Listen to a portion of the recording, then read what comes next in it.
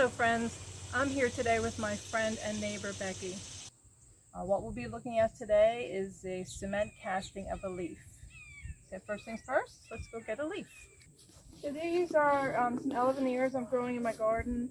I especially like this one, isn't it great? That one's beautiful. I know, look, and see the veining on the back? That's what I'm talking about. That's what's going to give us the impression on the leaf. So, and for me, I think this will be mine. And what one would you like? We can do a big one and a little one too. Maybe you get a big one and then we'll get a little one too. Okay, perfect. Kids. How about this one right here? This one? Is that a good size? Yeah, perfect.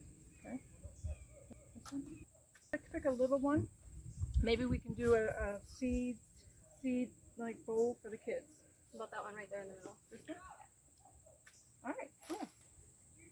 So what makes these leaves good leaves? Well, it's really easy to see on the bigger leaf. It's the veining. So this is actually going to be what the bowl will take shape from, is the vein side of it, not the pretty side that we're used to looking at. If I didn't have these leaves in my garden available, are there other leaves that I could use? Absolutely. There's anything. I mean, I've gone into the woods by where we live and there's some real nice weeds with nice veins.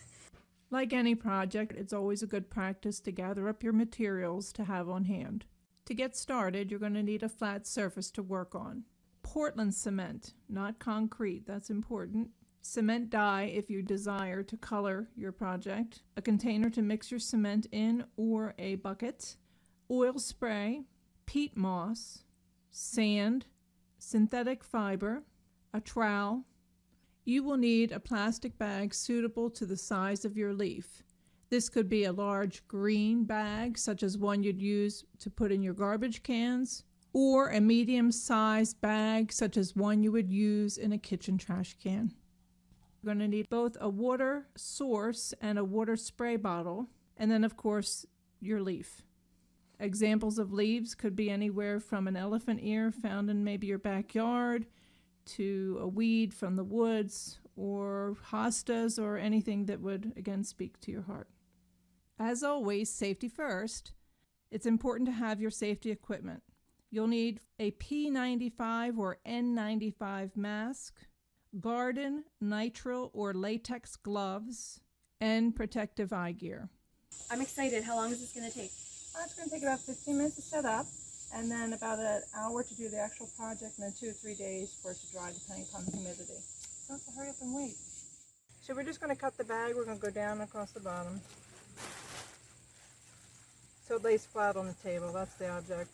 We're just going to lay it out maybe to the width of your leaf, and then roll the sides under, and not over, but under, away for now, because these sides are going to be brought up over the leaf in the end, act as a cover. So we're just going to get enough sand to make a mound in the green plastic. We're going to wet it, and then we're going to lay the leaf on top of it. So we're going to pour a nice mound of sand in the middle of the garbage bag.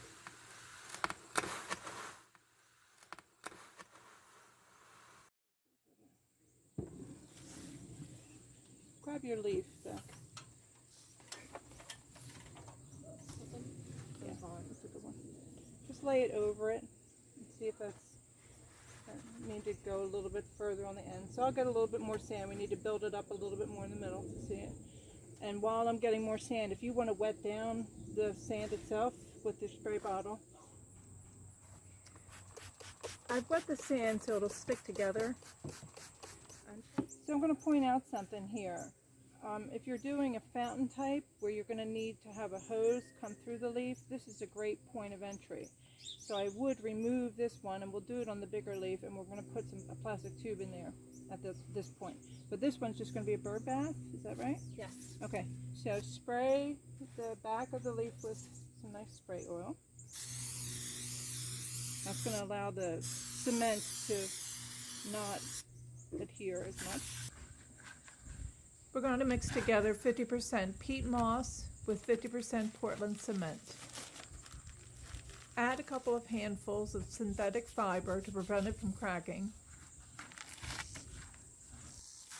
We'll mix enough to cover the leaf, about 1 inch to 1.5 inches thick. Add water gradually until it starts to bind to about the size of chickpeas.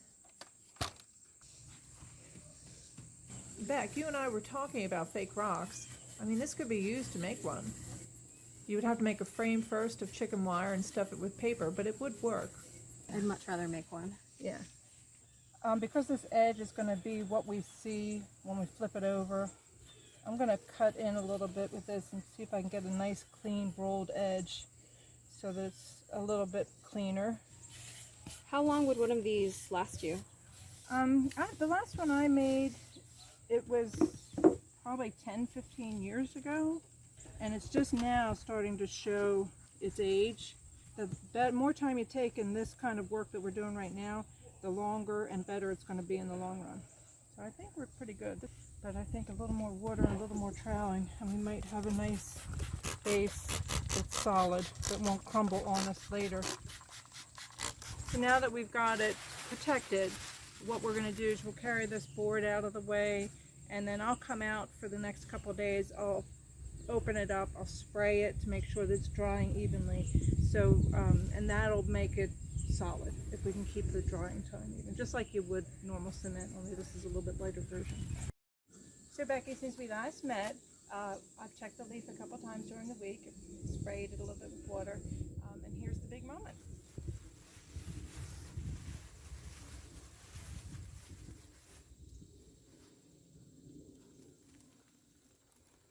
Oh wow, that looks really nice.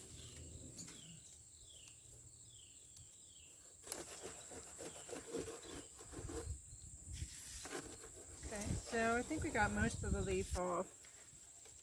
Wow, I didn't know what to expect. That looks really nice.